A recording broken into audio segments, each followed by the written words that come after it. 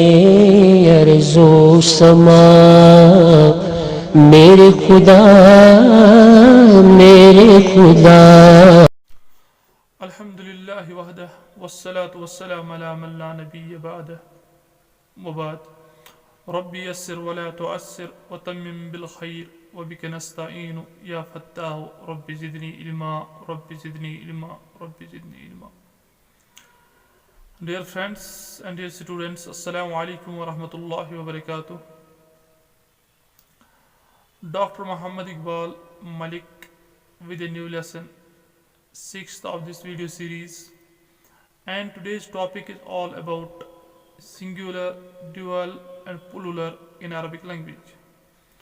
As you know, in case of languages, Arabic language has certain distinctive features which makes it a special language, which gives it the due status, that it makes a person to refrain himself while studying the content from various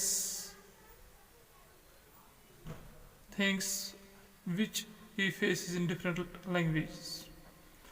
As we know, in case of English language or that of Urdu language or the languages we know, that we have the concept of singular and plural only. But it is the only Arabic language where we see that two are not considered as plural. We see singular, then dual, and then plural.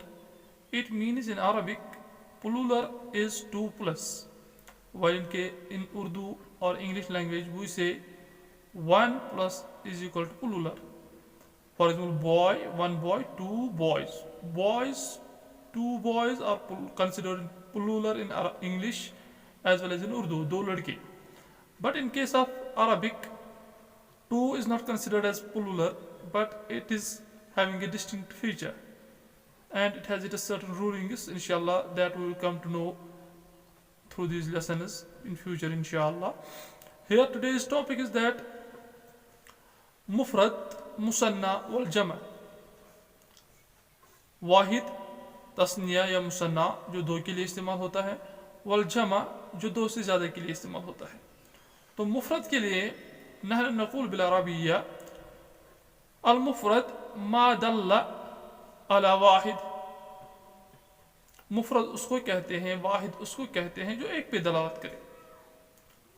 جو ایک پہ دلالت کرے، چاہے وہ چیز مذکر ہو یا مؤنث ہو، عام ہو یا خاص ہو، جانی پہچانی ہو یا انجانی ہو. تو واحد مفرد کو کہتے ہیں.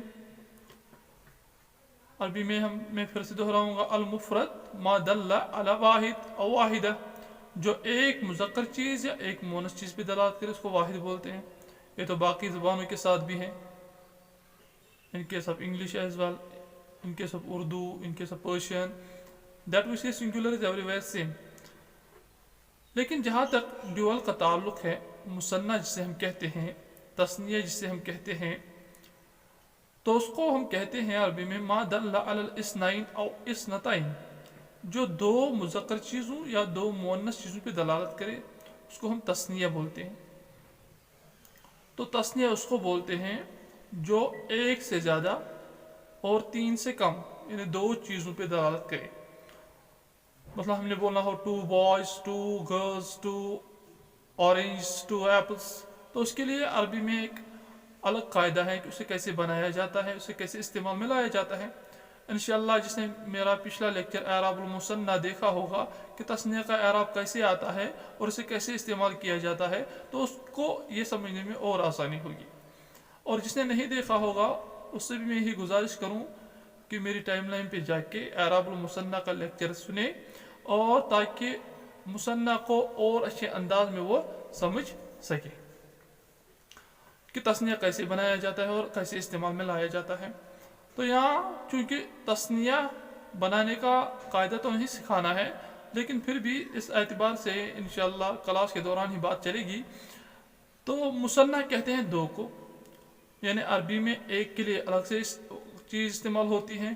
اگر دو کے لیے بات کرنی ہے تو جمع کی بات نہیں کریں گے, دو کے لیے ہم الگ سے بات کرتے ہیں. اور جب دو سے زیادہ کے لیے بات ہم کریں, چاہے وہ دو سے زیادہ 3 ہوں یا 3000 ہوں یا 3 لاکھ ہوں, تو ان کے لیے ایک ہی چیز استعمال ہوتی ہے, وہ جمع میں آتے ہیں. تو جمع کس سے کہتے ہیں عربی میں؟ جمع کہتے ہیں ما دل علی, جو دلالت کرے اکثر من اثنین او اثنتین, جو دو سے زیادہ پر دلالت کرے, چاہے وہ مذکر ہوں یا مؤنث ہوں. یہ مذکر اور مؤنث میں بار بار اس لیے دہرا ہوں کہ عربی میں مذکر اور مؤنث کے لیے الگ الگ الفاظ استعمال ہوتے ہیں. جیسے واحد, تثنیہ اور جمع کے لیے الگ الگ ہوتے ہیں, اسی طرح ہم استعمال کرتے ہیں مذکر کے لیے الگ, مؤنث کے الگ. مثلا دس ہم نے انگلش میں یوز کرنا ہو, we say this is a boy, and same word we use it for girl also, this is a girl.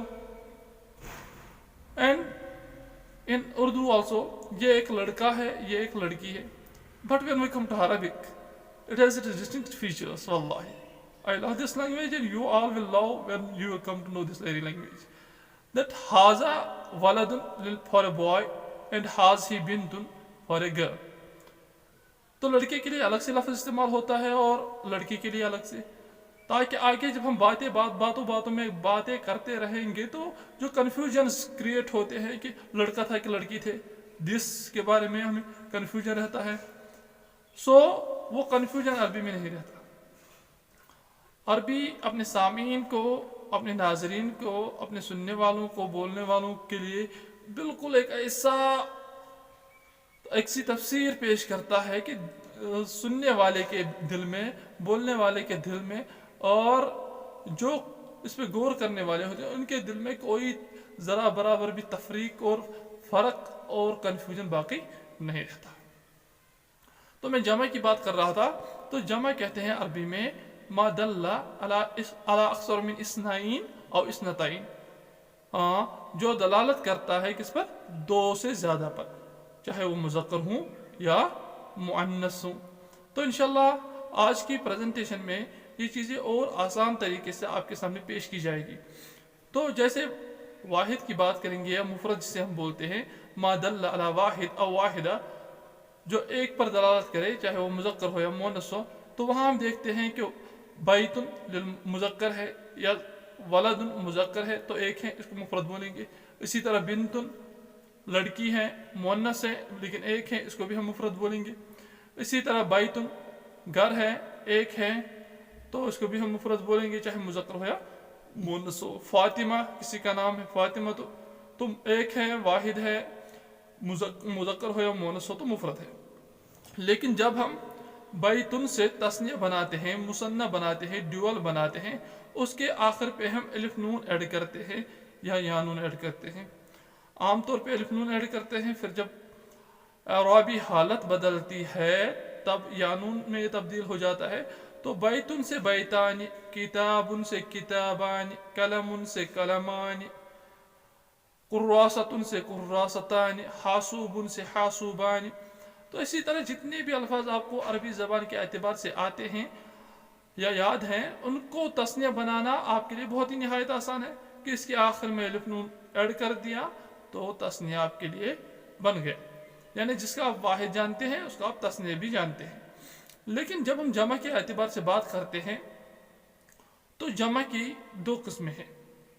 جمع بنانا کچھ کلمات کے لیے, کچھ الفاظ کے لیے آسان تو ہے بالکل, یعنی رول کے اعتبار سے ہوتا ہے, لیکن کچھ الفاظ ایسے بھی ہیں جن پہ وہ رول اپلائی نہیں ہوتا.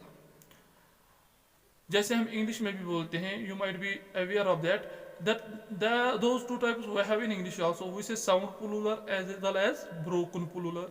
Sound plural where boy stands and we add s or es at the end and we get the plural boy, boys. In plural we see boy and in singular we see boy, that means it is sound plural. And in broken plural we see that the frame of the singular doesn't remain same in its plural. We might be knowing many of the words in English where we see this happens. For example, it is feet, foot, feet. Foot, feet. F-O-O-T F-E-E-T. It means that F-O-O-T doesn't remain in F-E-E-T, feet. It means the preparation, the formula which was in this singular, that has got broken in this plural. That is why it is called broken plural. Same is in Arabic. عربی میں ہم بولتے ہیں جمع سالم. جمع سالم means sound plural. Urdu میں بھی جمع سالم بولتے ہیں. جمع سالم ساؤنڈ پلولر, جہاں واحد کی ترتیبی حالت باقی رہے جمع میں بھی. جیسے مسلمون ہے, اس کی جمع ہم بناتے ہیں مسلمون, تو مسلم جمع باقی رہتا ہے اور واو نون آخر پہ ایڈ ہوتا ہے تو مسلمون بنتا ہے, اس کو بولتے ہیں جمع سالم. اسی طرح مسلماتن, اس کے آخر پہ الف تا ایڈ ہوتا ہے مسلماتن, تو واحد کی شکل باقی رہتی ہیں تو اس کو بولتے ہیں ہم جمع سالم. اسی طرح کچھ جمع ایسے ہیں جہاں واحد کی جو شکل ہے وہ جمع میں باقی نہیں رہتی. جیسے رجلن ہے, اس کو ہم بناتے ہیں رجالن. بیتن ہے, اس کو بناتے ہیں ہم بیوتن. تو واحد کی جو شکل ہے وہ جمع میں باقی نہیں رہتی. اس جمع کو ہم بولتے ہیں جمع مکسر. کیا بولتے ہیں؟ جمع مکسر. یعنی جہاں واحد کی جو حیت تھی الفاظ کے اعتبار سے, کلمات کے اعتبار سے, وہ جمع میں باقی نہیں رہی, اس کو بولتے ہیں broken. The structure of the singular has got broken into plural. Those are broken plurals. اور ایک چیز بھی ہمیں جمع کے اعتبار سے یہ سیکھنی ہے, جب ہم اس کے لیے ضمائر کا استعمال کرتے ہیں, اسم اشارہ کا استعمال کرتے ہیں, تو وہاں ہمیں اور چیز سمجھنی ہوتی ہے کہ جمع کی اور بھی دو قسمیں ہیں, جس کو ہم بولتے ہیں جمع ذی العاقل و جمع غیر ذی العاقل.